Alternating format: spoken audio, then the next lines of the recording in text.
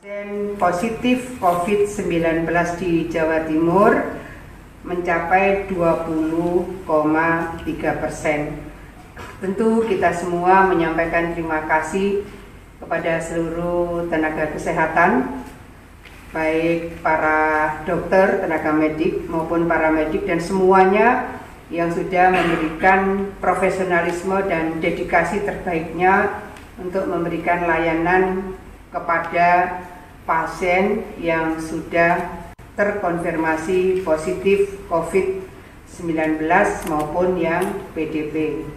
Sampai Senin sore kemarin, dari data Pemprov Jawa Timur ada 10.929 ODP, 985 PDP, dan 189 konfirm positif.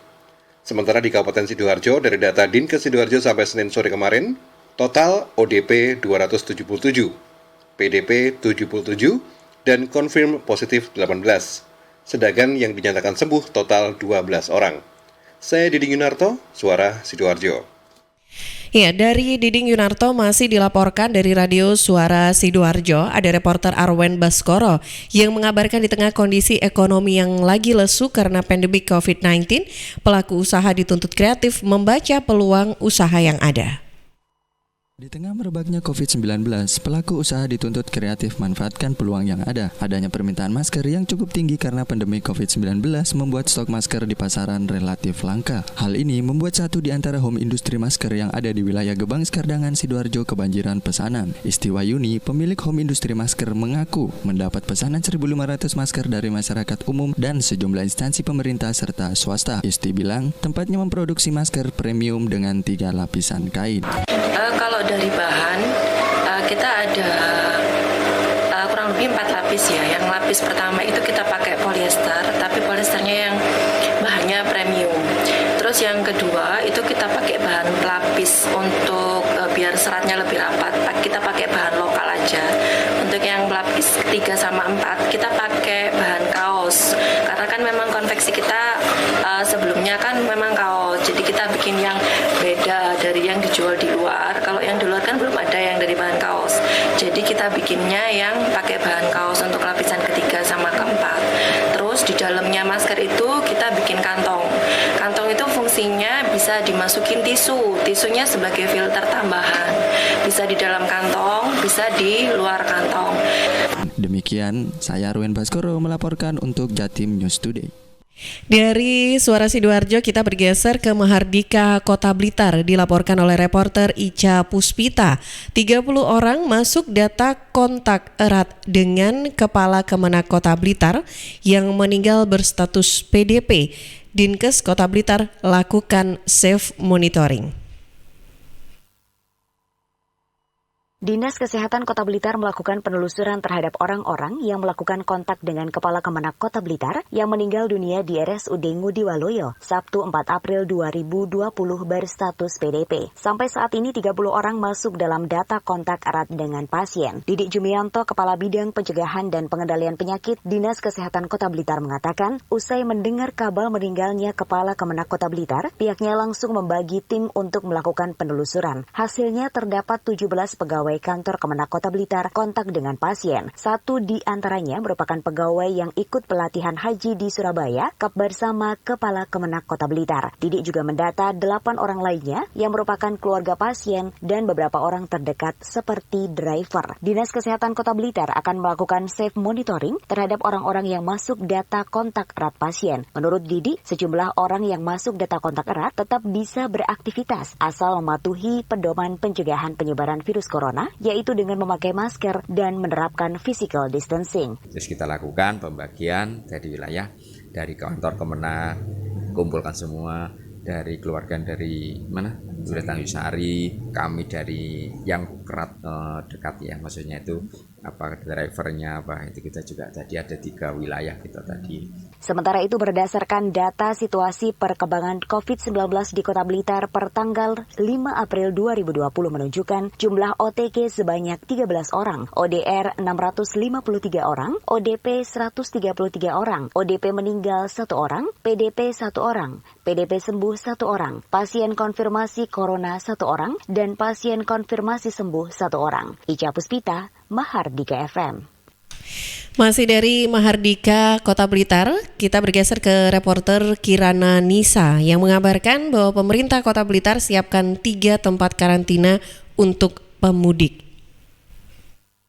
Sebagai upaya pencegahan penyebaran virus corona, pemerintah Kota Blitar akan menyiapkan tempat karantina untuk pemudik yang pulang ke Kota Blitar. Santoso PLT Wali Kota Blitar mengatakan akan menyiapkan 3 tempat karantina di 3 kecamatan Kota Blitar. Masing-masing berada di gedung baru SMPN 3 untuk masyarakat Kecamatan Kepanjen Kidul, asrama milik Yonif 511 untuk Kecamatan Sananwetan, dan gedung kesenian Aryo Blitar untuk Kecamatan Sukorejo. 3 tempat karantina ini diperkirakan bisa menampung sampai 300 pemudik. Santoso menegaskan pemerintah kota akan segera menyiapkan sarana prasarana yang dibutuhkan di tempat karantina. Menurutnya, jika sudah siap, pihaknya akan menerapkan prosedur tetap bagi pemudik yang datang. Setiap pemudik yang datang dari stasiun, terminal, atau kendaraan pribadi akan menjalani pemeriksaan di tempat karantina. Jika terindikasi virus corona, yang bersangkutan akan menjalani isolasi di tempat karantina. Sedangkan bagi yang sehat dibolehkan pulang dan tetap melaksanakan isolasi mandiri selama 14 hari. Sikapi perkembangan pemudik yang akhir-akhir ini juga semakin bertambah. Kita rencanakan untuk penentuan lokasi untuk isolasi mudik yang baru datang, baik yang dari terminal maupun dari stasiun sepur maupun yang datang secara pribadi. Itu kita hari ini akan memastikan selama 2 hari ini lokasi yang ditunjuk adalah gedung SMP Negeri 3 yang baru. Allah di sana bisa menampung banyak pemudik-pemudik karena memang gedungnya juga masih baru. Rusunawa miliknya Damjon 511 Kota Blitar yang tempatnya persis di depan Kelurahan Karangtengah. Santoso juga meminta agar kelurahan, RT, RW, dan masyarakat proaktif melapor jika ada salah satu warga yang baru pulang dari luar daerah. Kirana Nisa, Mahardika FM untuk Jatim News Today. Dari Mahardika Kota Blitar, kita ke Persada FM Kabupaten Blitar. Ada reporter Risma Erina yang mengabarkan Dinas Pendidikan Kabupaten Blitar sebut bantuan operasional sekolah atau BOS dapat digunakan penanganan COVID-19. Berbagai kebijakan sebagai upaya pencegahan virus corona telah dikeluarkan pemerintah, seperti kemudahan pengalian anggaran di daerah, termasuk di dunia pendidikan, di mana saat ini dana bantuan operasional sekolah BOS dapat digunakan untuk penanganan virus corona. Kepala Dinas Pendidikan Kabupaten Blitar, Budi Kusumar Jaka mengatakan, penggunaan dana BOS untuk penanganan virus corona mengacu pada Surat Edaran Menteri Pendidikan dan Kebudayaan Nomor 4 Tahun 2020 tentang pelaksanaan kebijakan pendidikan dalam masa darurat penyebaran COVID-19. Ia menjelaskan BOS dapat digunakan untuk pengadaan barang sesuai kebutuhan sekolah, termasuk untuk membiayai keperluan dalam pencegahan pandemi COVID-19 seperti penyediaan alat kebersihan, hand sanitizer, dan masker bagi warga sekolah, serta untuk membiayai pembelajaran daring atau jarak jauh. Budi berpesan kepada seluruh sekolah mulai SD hingga SMP agar merencanakan penggunaan dana BOS untuk penanganan virus corona sesuai mekanisme dan prosedur yang ada. Selain itu juga harus terus mengikuti instruksi dari Dinas Pendidikan. Risma Erina, LPPL Radio Persada FM Kabupaten Blitar. Masih dari Persada FM Kabupaten Blitar, bergeser ke reporter Ari Kusuma mengabarkan bahwa sholat tarawih dan Idul Fitri dilaksanakan di rumah. Kemenak Kabupaten Blitar masih tunggu juknis dari wilayah Jawa Timur. Kementerian Agama atau Kemenak Kabupaten Blitar menyampaikan bahwa mengenai surat edaran atau SE nomor 6 tahun 2020 tentang panduan ibadah Ramadan dan Idul Fitri 1 Syawal 1441 Hijriah di tengah pandemi wabah coronavirus disease 2019 atau COVID-19 masih menunggu petunjuk teknis atau juknis maupun petunjuk pelaksanaan atau juklak dari wilayah Jawa Timur. Jika berdasarkan SE tersebut terdapat 17 poin yang diatur, diantaranya pelaksanaan sahur, taraweh, tadarus, buka puasa, peringatan nuzulul Quran, takbir keliling, sholat Idul Fitri disarankan untuk diselenggarakan di rumah. Menanggapi hal itu, Humas Kemenak Kabupaten Blitar Jamil Masyadi mengatakan, menindaklanjuti instruksi dari pemerintah pusat, pihaknya akan mengikuti rapat koordinasi atau rakor bersama MUI seluruh Jawa Timur guna menentukan kesepakatan bersama. Ia menjelaskan, surat edaran ini dimaksudkan untuk mencegah, mengurangi penyebaran, dan melindungi masyarakat dari paparan COVID-19. Jamil berharap Adanya regulasi ini masyarakat tidak mengartikannya ke suatu hal negatif, melainkan memahami situasi dan kondisi terkini tentang perkembangan corona di Indonesia.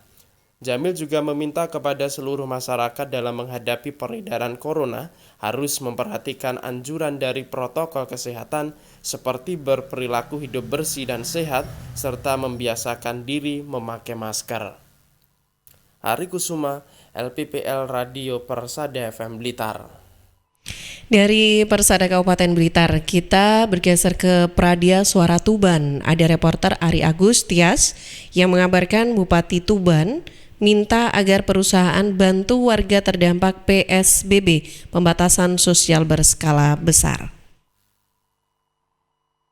Bupati Tuban Fatul Huda meminta perusahaan ikut membantu dalam penanganan COVID-19, utamanya dalam pemberian bantuan kepada masyarakat terdampak sosial dan ekonomi. Bupati Fatul Huda menyatakan Pemkab telah meminta untuk para perusahaan membantu. Beberapa perusahaan hingga saat ini telah melaksanakan seperti Pertamina Rosneft yang telah membagi masker dan sembako. Bupati juga menegaskan surat edaran telah diberikan kepada seluruh perusahaan agar ikut membantu. Selain perusahaan, ASN Tuban juga melakukan penggalangan dana yang dikumpulkan melalui rekening Basnas Tuban. Berikut kutipan wawancara bersama Bupati Fatul Huda. Juga kita nanti akan minta CSR Kabupaten Tuban. Kita sudah bikinkan SE itu.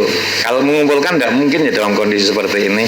Ya, dan jawabannya ini yang sudah menyerahkan kesanggupan seperti Rosneft atau Pertamina kemarin sudah bagi 10.000 masker dan berikutnya akan sembako akan menyusul berikutnya. Sudah kami hubungi langsung dari perusahaan-perusahaan itu yang orang masuk. Ini langsung kita hubungi langsung. Dan dari Pemkab sendiri kan semua pegawai kan sudah kita. ASN ya. Persentasenya berapa persen untuk ASN? Untuk ASN untuk potongan gajinya berapa? Sukarela yang dan dihimpun oleh BES itu. Kemarin BES kan sudah menyalurkan dana itu. Ari Agustias melaporkan untuk Jatim News Today. Dari Tuban, kita bergeser ke reporter Aida Aminia mengabarkan bahwa dampak pandemi COVID-19, sejumlah pedagang keliling alami penurunan omset hingga 60%. Mewabahnya COVID-19 berdampak buruk terhadap perekonomian di Kabupaten Tuban. Tak terkecuali bagi para pedagang keliling, keadaan tersebut membuat omset pedagang mengalami penurunan hingga 60%.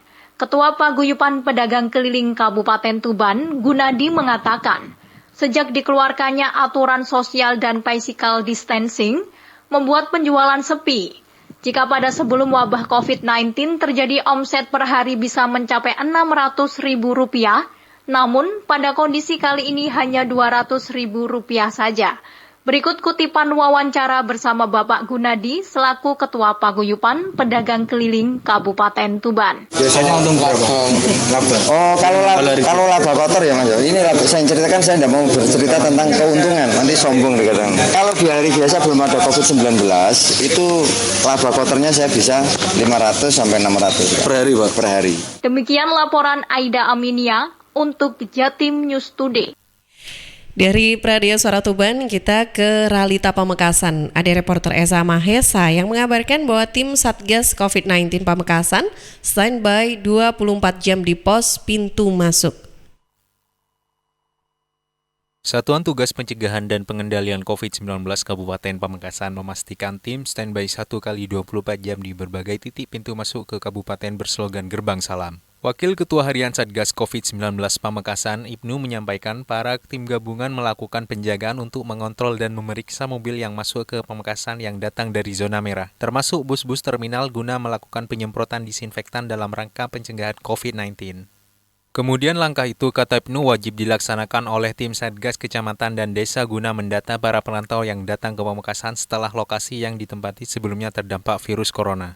Kami tim Satgas itu 24 jam itu standby di seluruh titik masuknya.